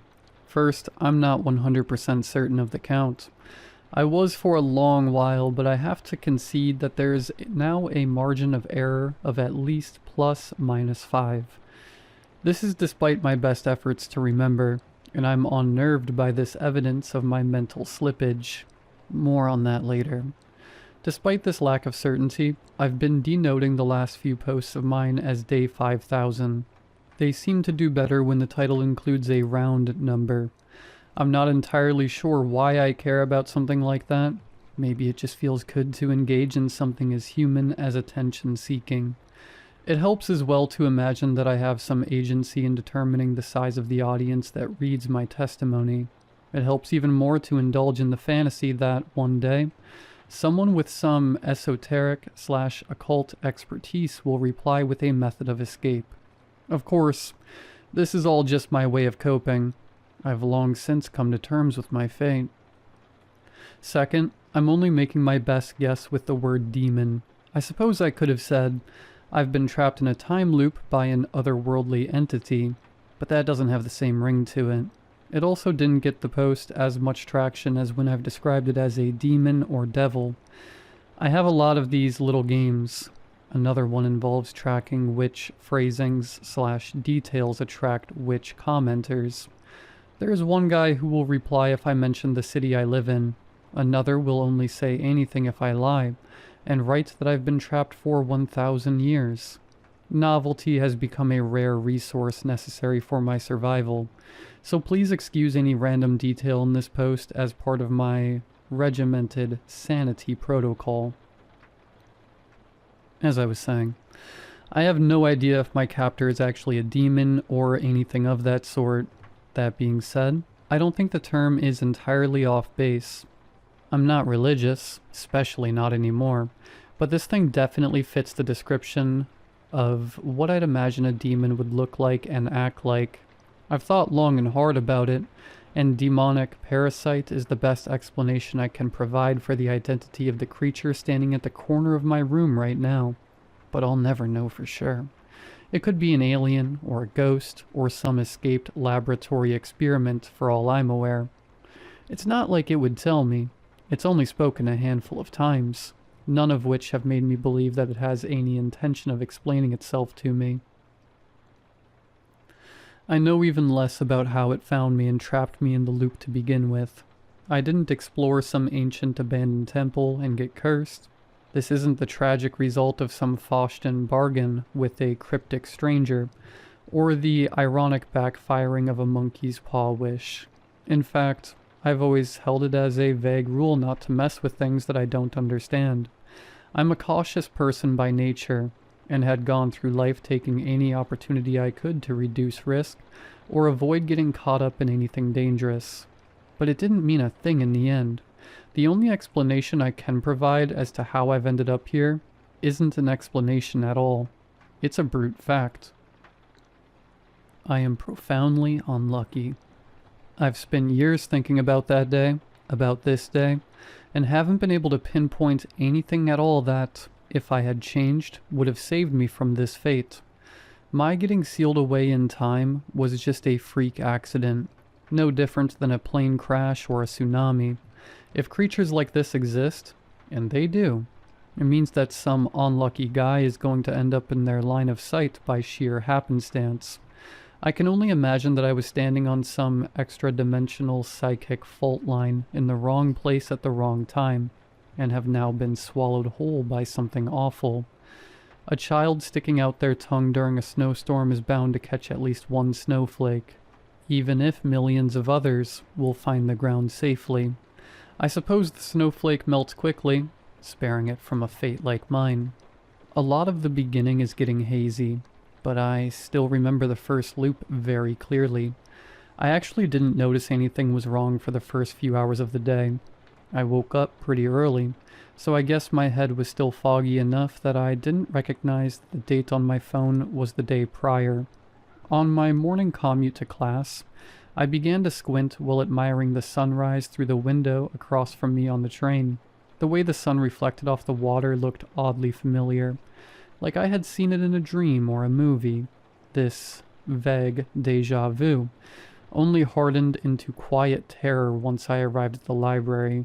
As a grad student, I was there to get some work done on my thesis prior to my first class of the day. Upon opening the document, however, I was met with none of the additions I had made the night prior. Terrified that I had lost all of my progress, I checked the edit history only to find that the most recent edit on the document was the night before last. Before I could react properly to this, I was interrupted by my friend John walking towards me. "Back here so soon? You really can't keep burning the candle at both ends like this," he said with a smirk, pulling up a chair next to mine. "I suppose I can keep you company." My eyes widened in shock as I turned my head to slowly face him. He had said this yesterday. This had happened yesterday. This moment, this exchange, those words in that order. My heartbeat slowly started to quicken as I mumbled something barely coherent and motioned to get out of my seat. After making a beeline for the door to get some fresh air and calm down, I took some deep breaths before checking my phone. 8:37 a.m., February 24th. Those deep breaths were of little use as I began to hyperventilate. Today was supposed to be the 25th. I knew that with more certainty than I might have for other days, because the 25th is my father's birthday. I had spent the night prior editing a video of all of my family members wishing him a happy birthday. I was supposed to send it sometime today, but today was yesterday. I collapsed to the ground, my body revolting against this disgusting truth. Through ragged breaths, only one thought kept racing through my mind. This cannot be happening. But it was happening. I spent the next few hours fighting off a psychotic break as I made my way through the crowded city, asking people periodically for the date. It was February 24th each time without exception. Every instance of confirmation worsened the stinging, restrictive feeling deep in my chest. I eventually resolved that this might just be a solitary glitch in the Matrix type of occurrence. This was a lone hiccup, and I'd get to rejoin the flow of time upon waking up tomorrow morning. Those dreams were crushed when I woke up the following February 24th, holding my head in my hands for hours after checking my phone. This is when things start to get blurry. I remember my first few months in broad strokes, but the details are starting to fade. I know that my first stage of grief is the face of eternity. Denial consisted of determining what lesson I needed to learn in order to free myself from what I still believed was some cosmic punishment. I meditated, went back to church, called old girlfriends, anything I could think of that might lead to some form of reconciliation. None of it did a thing. After a while, believing that I could somehow free myself through my own efforts became an overbearing curse instead of a beacon of hope. I instead began to give myself over to the loop, exploring the new avenues for entertainment that had opened up for me. I'd find out exactly which strings of words would make John, my professors, or eventually even the girl sitting next to me on the train laugh, cry, or fall in love with me. I found out how to convince them I was stuck in a loop, and got a sick sense of catharsis watching their faces twist into warped expressions of horror and grief. It felt a little gross at first to know more about these people than their closest loved ones, but I got over that moral hang-up. I got over a lot of moral hang-ups. Swimming in deep time will do that to you. My entertainment in those early months and years extended far beyond exhausting every dialogue option with the people in my path.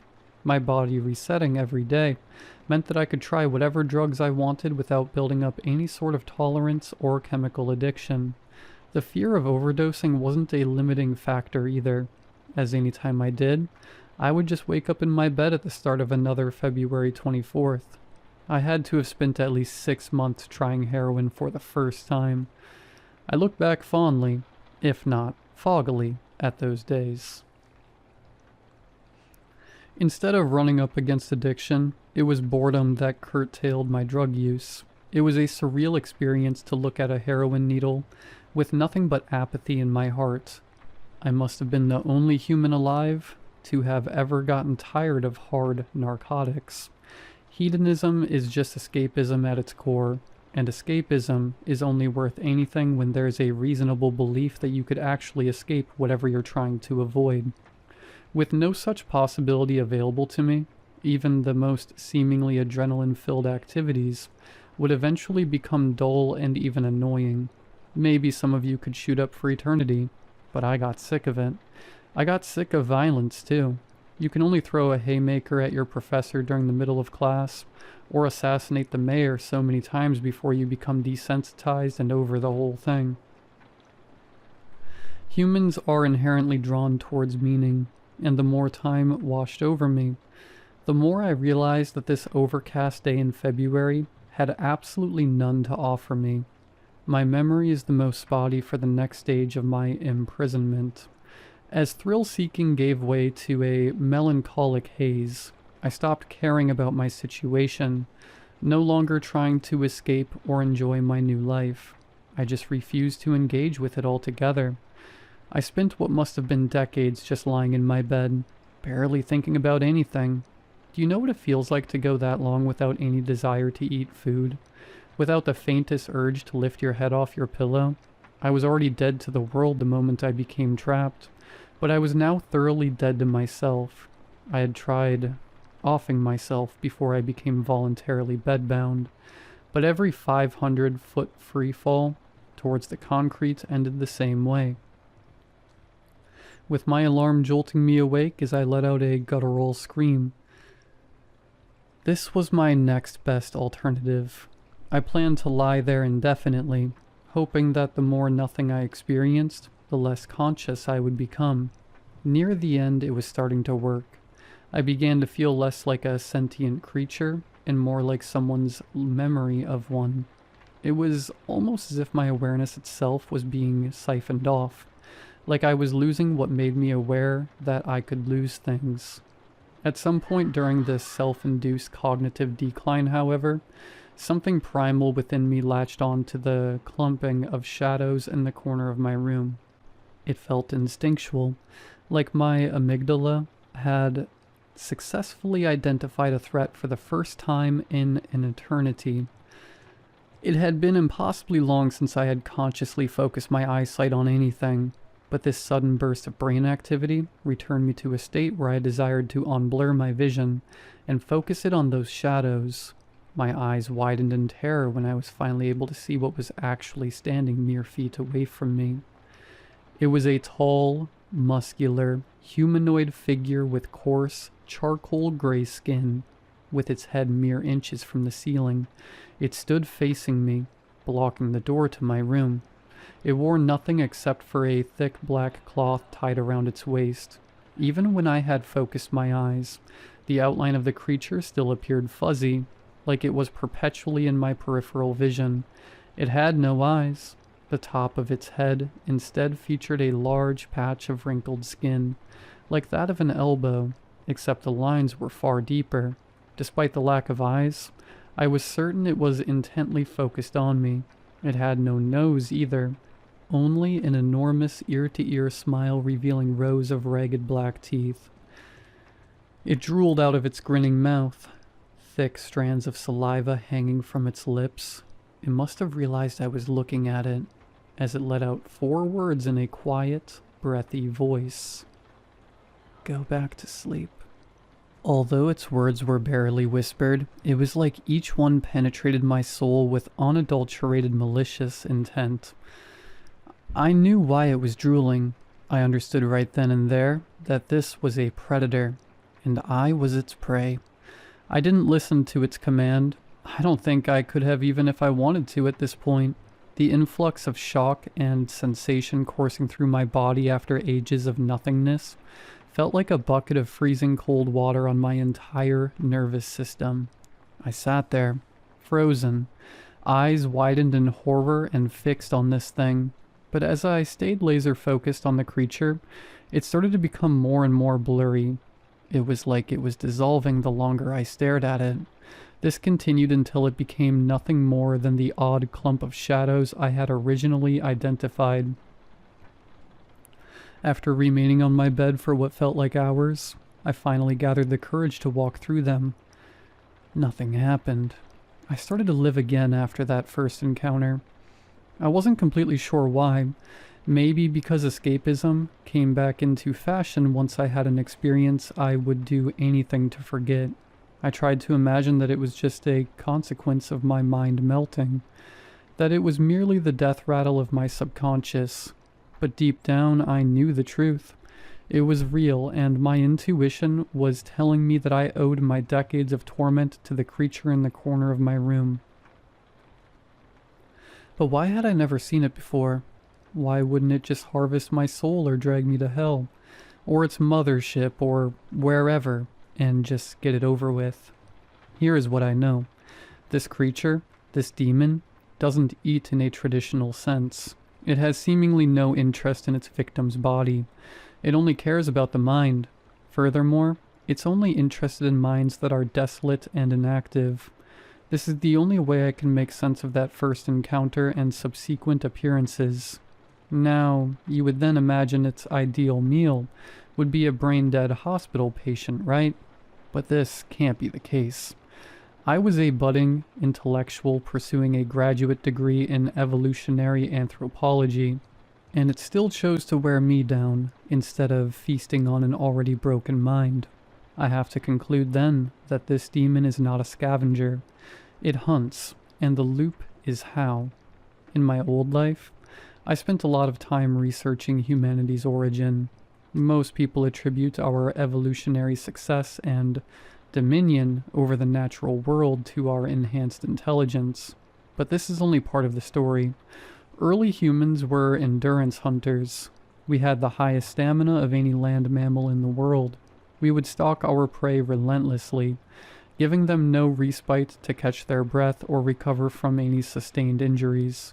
We were an all-encompassing, oppressive force of death and despair for any poor guy that crossed our path. It didn't matter what you did. We would catch you eventually. I was previously under the assumption that this was a unique evolutionary niche, that we were the only creature that hunted this way. I know better now. Even psychopaths can be tortured using solitary confinement. A space devoid of any novelty or purpose will eventually lead to a mind of insanity. The loop is my cell. It is the mechanism by which the demon means to hollow out my skull, to lead me to functional brain death. I have no way of knowing whether this is something necessary for its digestive process, like cooking raw meat, or something optional meant to add flavor, like adding seasoning. Either way, this is how it chooses to go about its hunt, and it almost succeeded. This, of course, is only my working theory as to what is occurring, but it's substantiated by what has occurred since our first interaction. Upon my return to the world outside my bedroom, I began to notice changes in the normal sequence of events I was accustomed to. It was subtle at first, but when you've lived the same day thousands of times, you pick up on every imperceptible detail. John would walk a little slower towards me in the library, or the sun would be a little lower and dimmer in the sky than it should have been on my train ride. This worsened as time went on. With things becoming increasingly empty and dull, I'd reach for a new book at the library, only to find that all the pages were blank. I'd try to shout obscenities at a stranger for a reaction, only for them to walk right past. The sky, the buildings, and the trees all started to fade into a dark gray. All the while, I would continue to see clumpings of shadows on the edges of my peripheral vision, taking a more solid shape if I continued to ignore them. It's my understanding that the demon is tightening its grip on the loop upon failing to secure the kill in my bedroom. It's lowering the bandwidth on the whole thing, systematically removing any source of stimulation I can use to keep myself sane. It hates when I'm distracted, when I'm engrossed in anything that allows me to forget my situation for even a moment. I was reading one of the non-empty books one day, particularly gripped by the main character's internal monologue. I didn't reach the end of the page before I heard a single word whispered from directly behind me. It was still in a hushed tone, but still far more forceful than when I had first heard it speak. Stop. This is how I've come to surmise that it wants me docile and brainless. That same day, I wrote my first post on here.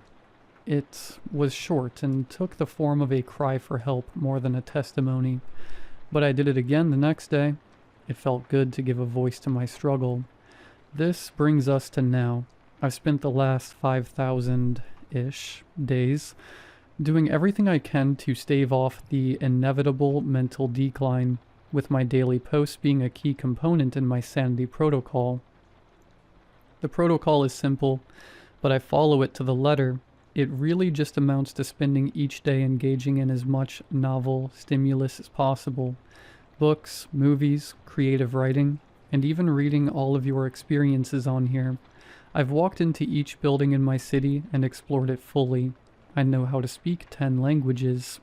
I'm currently working on Icelandic. I have a graduate level grasp of quantum physics. If I were to return to the normal flow of time, I'd be a bona fide polymath. But I'm not. I'm a death row inmate. The protocol has had to undergo some alterations as fewer and fewer resources of novelty become available. One day, I woke up to find that entering the URL for any streaming service returned nothing but a black screen. So did Wikipedia, which was a particularly brutal loss. I've had to resort to analog media for most of my stimulus. Vinyl records, VHS tapes, the works. I've always liked old stuff though, and there are plenty of stores in my city that sell vintage gear. These days, the cashier won't even say or do anything if I blatantly shoplift. I'm grateful that this website still works, and I'm able to continue to share my testimony. Writing my story takes up several hours of each day, but it is essential. It's how I retain my memories regarding what has happened and who I am. Without daily repetition of my situation, I would have long since gone insane. But I can't keep this up forever. I know that. Eventually, the demon will catch on, and my records won't make any sound. Eventually, every book I open will be blank. I might even lose my mind before that happens. Cracks have been forming in the last year. I didn't want to admit it for a while, but my recent loss of count regarding these posts finally made me confront it. Some days it'll take me longer than it should to remember John's name, or to recall that tomorrow is my dad's birthday.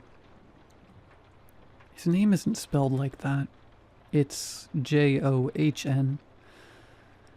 Have I really been writing it like this the entire time? Case in point, I'm slipping. It's going to win eventually, and it knows it. Even now, I can see the faint outline of a smile in my peripheral vision.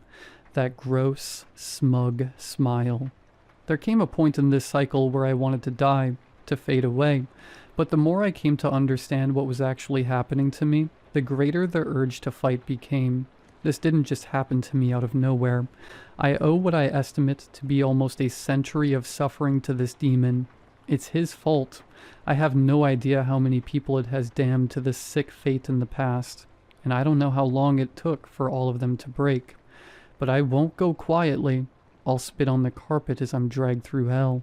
I'll elongate this process as long as I possibly can. If all I can do in the face of this otherworldly evil is inconvenience it, then that's what I'll do.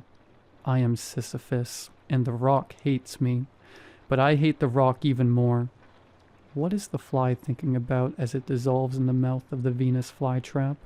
Does it earnestly believe that it has a chance to fight back? I suppose we'll never know. I'll see you all tomorrow.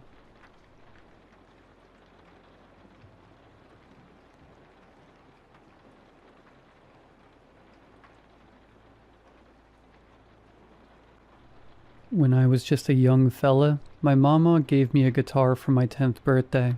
She had gotten the old acoustic secondhand, spent all her tip money from the diner on it.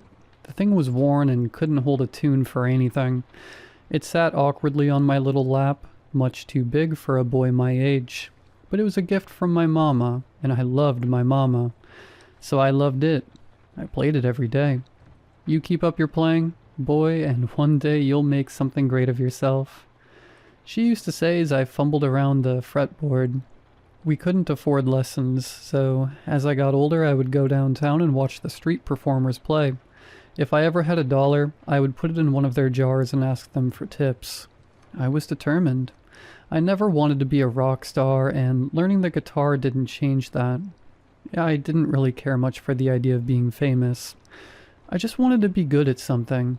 Necessity will change a man. As I aged, life had treated me poorly, and that was mostly my own fault. I was never much for schooling. Managed to squeeze through high school by the skin of my teeth, but college was out of the question. Holding down a 9 to 5? Hell, that wasn't for me either. I didn't have the work ethic or the academic drive.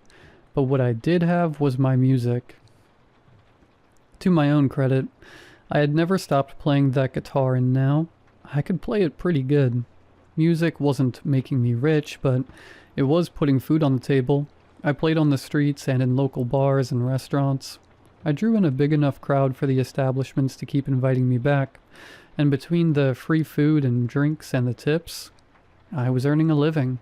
I knew Mr. Carwile was trouble the moment he approached me. The look in his eyes when he shook my hand said it all. He wasn't looking at an equal, but a tool, an opportunity. I should have told him to kick rocks, but my set had ended and I was a couple of beers deep, and in an amicable mood, so I heard him out. Mr. Carwile and his associates owned a small club and casino in town, and he told me I could be their house musician for the lounge. I would get to play multiple nights weekly, whenever there wasn't an out-of-town act booked. I gotta admit it sounded great. I was still going to get free food and drinks, but I would finally have the promise of an consistent paycheck, in addition to any tips. Wesley said I even get a monthly bonus for house chips to use in the casino. That was an obvious trap, and I walked right into it. Gambling was a vice that I didn't have the skill set to feed. I burned through my bonuses like wildfire every month.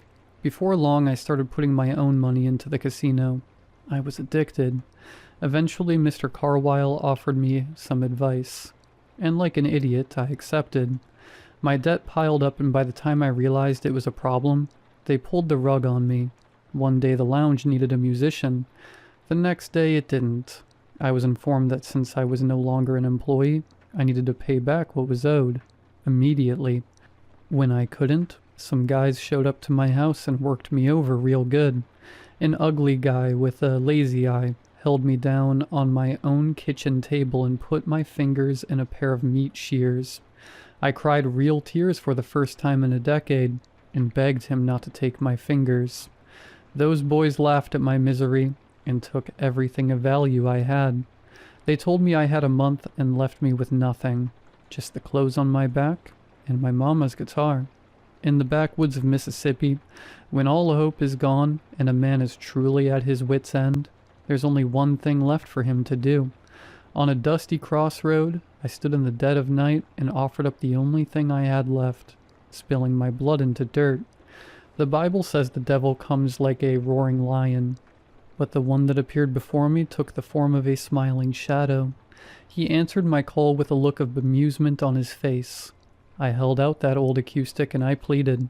I wanted the fame. I needed the fame. Without it, I was a dead man. Laughter boomed like rolling thunder throughout the valley as that old serpent rejected my proposal. Mama, bless her soul, had gotten me baptized as an infant. Wretch of a man that I was already spoken for. He wanted nothing to do with me. My plight was my own. I was busking outside a local pub when they caught up to me again. Devil or not, I tried my damnedest to make back what I owed. But it still wasn't enough. My fists were balled tight as they kicked and stomped me into the curb. They could break my body, but I couldn't let them take my fingers. Maybe my head was going loopy from the beating, But as those gorillas kicked my stuff in, I swore I saw that shadow at their backs, watching, laughing. I said a silent, infernal prayer, offering up one last plea, one final bargain to the powers beyond the veil, before prostrating myself at the feet of my assailants. "Wait, please, just let me play one more time," I croaked, breath ragged from the abuse they had laid out on my rib cage. "One more show. Let me play one more and I swear I can make back what I owe. Please." Greed outweighed malice that day and earned me a stay of execution. I was walking with a limp when I pulled myself onto the stage at the lounge. It took only a moment to realize that I was in a den of lions. Mr. Carwyle and his associates were in the audience, along with their muscle and some friends, and high rollers that had earned their good graces. Not a single paying audience member was in attendance. A final joke at my expense. I limped over to the house equipment and picked up the black Les Paul from its stand. "Hold on there, son," Mr. Carwyle called to me, a sneer on his face. "You don't work here anymore. That's house equipment. You gotta use your own." I saw the shadow in the back of the room, smiling. It nodded at me, and a determined grin crept onto my face. I picked up Mama's guitar and began to play. I laid down a mean line with the bass strings, the meanest line I had ever licked. The droning rhythm crunched and growled, distorting to my whim. I was playing Mama's old acoustic, but it didn't matter. My wish had been granted. The rhythm boomed over the lounge like it was backed by a full PA system. I had a demon in my strings now, and I was going to let it out. The audience's eyes grew wide at my performance, the rhythm needling its way into their mind, into their souls. A young man in the front row perked up first, fresh out of college, high on life, buying his way to the top with daddy's money. He had a pretty little thing on his arms, and they were both froth and desire. I could see it in their eyes.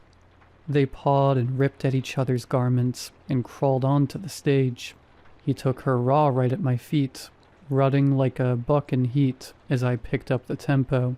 Moans of pleasure mixed with the wails of my finger, picking as I played a melody, leading the pair closer and closer to completion.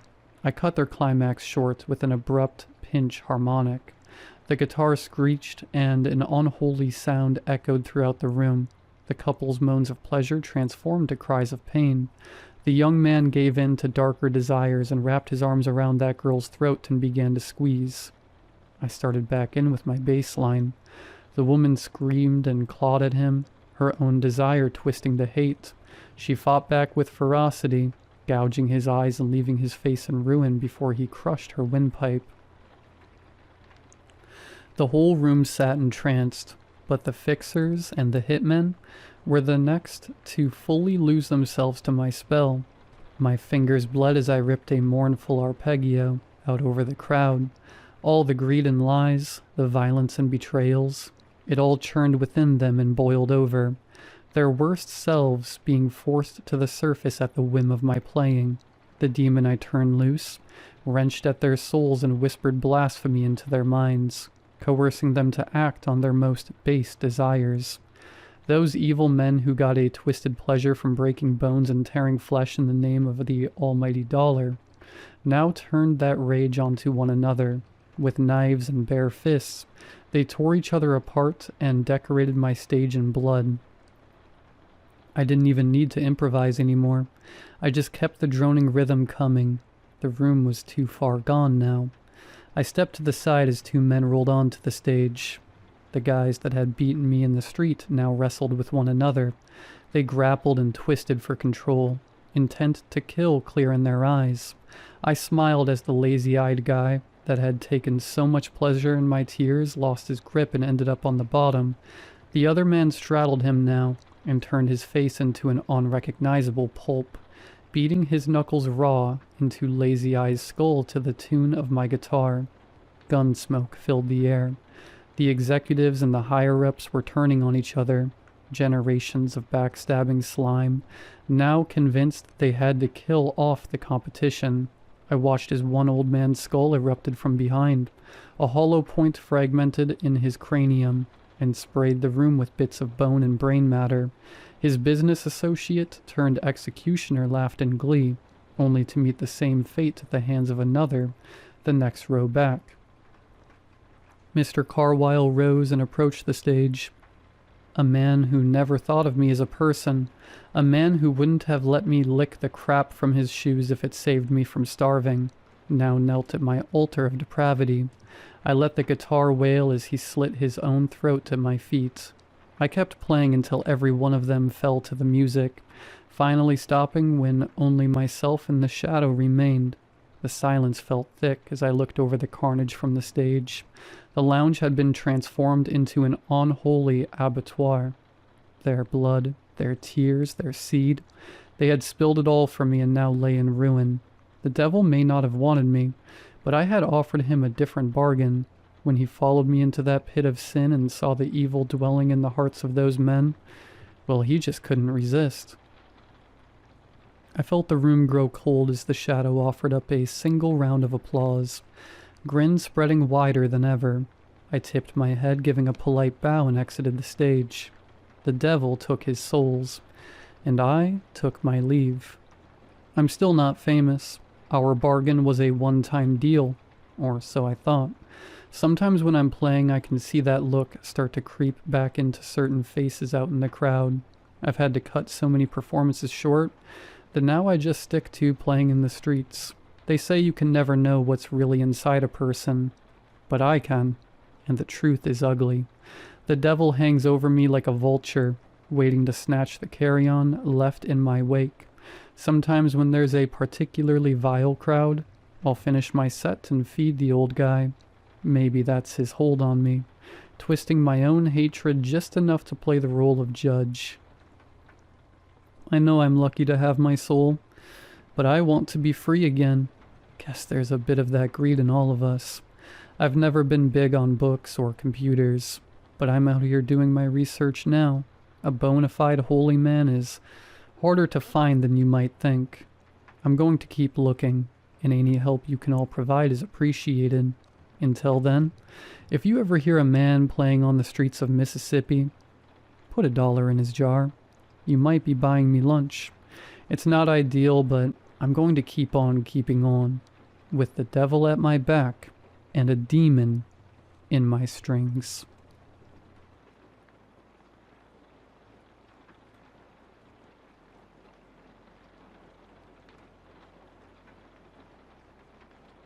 Every summer, like clockwork, my friend's grandparents would leave town for a week and trust her to stay in their house alone. Usually a few of us would come over so she wouldn't have to sleep there by herself. But this time she grinned and said, "Let's have a party." We were in 7th grade. The party was just all of us crammed into an oversized sleepover, high on junk food and freedom. Her grandparents' house was old, the kind of old that creaked even when no one was moving. 3 stories. The basement stairs opened directly off the living room. No door, just a dark staircase that dropped into the ground like an open mouth. Upstairs were 3 bedrooms and a bathroom. The air always felt slightly colder up there. That night, we were in one of the upstairs bedrooms changing into our swimsuits, laughing too loud, not thinking about anything except getting to the pool. We left all of our bags and clothes scattered across the room and ran outside. After a few hours swimming, we came back in, dripping water across the hardwood floors, and headed upstairs to change. One of the girls grabbed the bedroom handle. It didn't turn. She jiggled it harder. Locked. At first we thought someone was joking, but then we noticed something. The lights were off. That room didn't connect to a wall switch. The only way to turn the lights off was by pulling the string on the ceiling fan. You had to be inside the room to do it. All of our stuff was in there. None of us had a key, and the locks in that house were old and stubborn, nearly impossible to mess with. No one would have locked it. There was no reason to. Still, the door wouldn't budge. After arguing about it for a few minutes, we convinced ourselves we'd deal with it later. Her grandparents would be back in a few days anyway. It felt easier to ignore it than to think too hard. She gave us oversized t-shirts from her grandpa's closet to sleep in, and we piled into the living room to watch scary movies. The irony didn't hit us at the time. Eventually, one by one, everyone fell asleep. Except for me and 3 others. The house had gone quiet. That deep, late-night quiet where every tiny sound feels amplified. That's when we saw Ed. He slowly stood up from the couch. His eyes were closed. He moved stiffly, like he was being pulled forward by something we couldn't see. Without a word, he walked toward the basement stairs. And I should say this. That house had been in her family for generations. People had died there. In the basement, they kept urns. Multiple urns. Ed reached the top of the basement stairs and stopped. He stood there, completely still, facing down into the darkness. He didn't sway. He didn't blink. He just stood there. Minutes passed. None of us moved. None of us spoke. It felt like if we made a sound, something at the bottom of those stairs would answer. Then, slowly, without opening his eyes, Ed turned around, walked back to the couch and laid down, like nothing had happened. We didn't sleep much after that, but eventually exhaustion won. In the morning, we asked him what he was doing at the stairs. He looked genuinely confused. He didn't remember getting up, and he didn't sleepwalk. That answer sat wrong in my stomach. We tried to brush it off. Daylight makes everything feel smaller. A few hours later, parents started arriving to pick everyone up. Amber's parents were first. She walked toward the front door, then froze. On the floor, right in front of the door, was her bag. We were absolutely certain her belongings were still in that room. She was still wearing her wet swimsuit under one of the oversized t-shirts. If her bag had been downstairs the night before, she would have changed. The bedroom door upstairs was still locked. The light was still off. No one could explain how her things got there. At that point, the excuses started to crumble. Everyone left eventually. The house felt bigger once it emptied out. Later that day, her sister asked if she could babysit her baby nephew. He was only 7 or 8 months old, for a few hours. My friend didn't want to be alone in that house again. She asked me to stay the night. I said yes. The baby was dropped off. We played with him for hours until he finally fell asleep in a pack and play in the living room. We put on a movie and, despite everything, we both drifted off. I don't know what time it was when we woke up, but we woke up at the exact same moment. Not slowly, not groggy. We woke up in panic. Both of us shot upright and looked at the pack and play. It was empty. The baby was gone. The kind of fear that hits you when something is deeply, horribly wrong. That's what flooded my body. We tore through the house, calling his name even though he was too young to answer. We searched the kitchen, the bathroom, the basement stairs, refusing to look too far down. Then we ran upstairs. We reached the locked bedroom. My friend grabbed the handle. It turned. The door creaked open. Inside, the lights were on. And there, in the middle of the room that had been locked the night before, the room where you had to physically pull the string to turn on the light, was the baby. Safe. Sitting there. We didn't question it. We didn't try to rationalize it. We didn't even go back downstairs for our things. We called her mom to come get us. We refused to stay another minute in that house. Years have passed. I don't talk to any of the people who were there that night anymore, but every time I'm in the city, I drive past that house, and even from the street I feel it, like something inside is still awake.